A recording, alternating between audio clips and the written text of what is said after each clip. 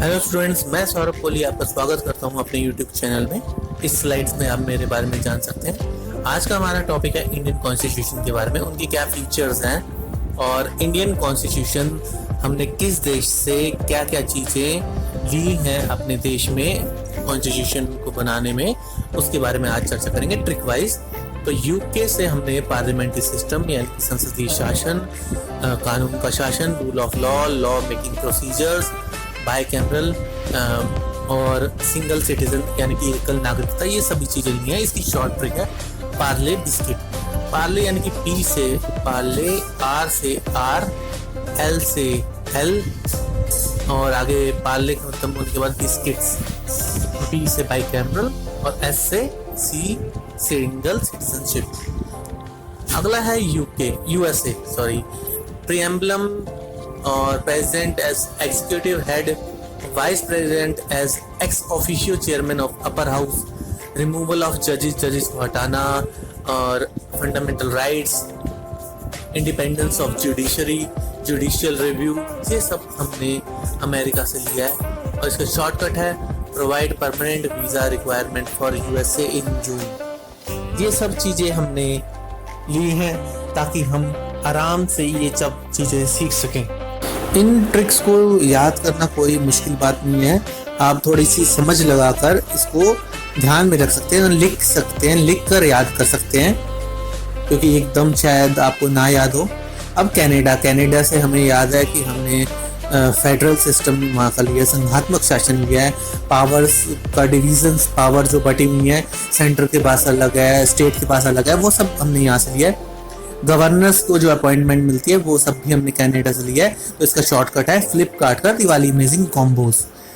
ये जो ट्रिक बनाई है बहुत ही सिंपल बनाई गई है ताकि आप इसे आसानी से समझ सकें और ढंग से समझकर आप कॉम्पिटिशन्स में यूज़ कर सकें। हर गवर्नमेंट एग्ज़ाम में इनमें से चीज़ ज़रूर पूछी जाती है। अगर आप इनका ढंग से याद रख लें, ढंग से चीज़ें सीख लें, तो आपको दिक्कत नहीं आएगी। और ये काफ़ी इजी लैंग्वेज में ही बताई गई हैं। फेडरल यानी संघात्मक, डिवीज़न ऑफ पावर यानी कि आपको पता ही है कि शासन अलग अलग हिस्से में बटा हुआ है। अब बात करते हैं रिपब्लिक ऑफ आयरलैंड।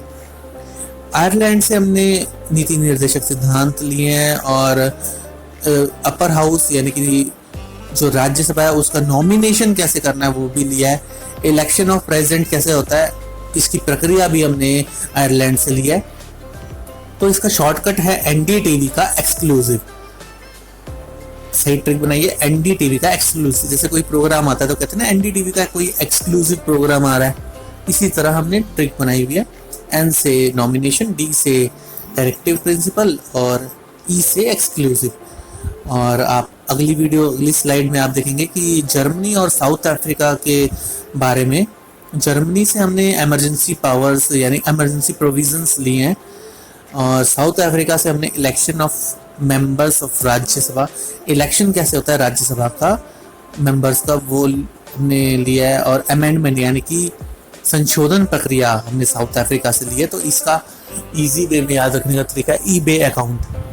ईबे एक सोशल साइट है जहाँ से आप परचेसिंग कर सकते हैं, उससे याद रखने का तरीका है ईबे अकाउंट।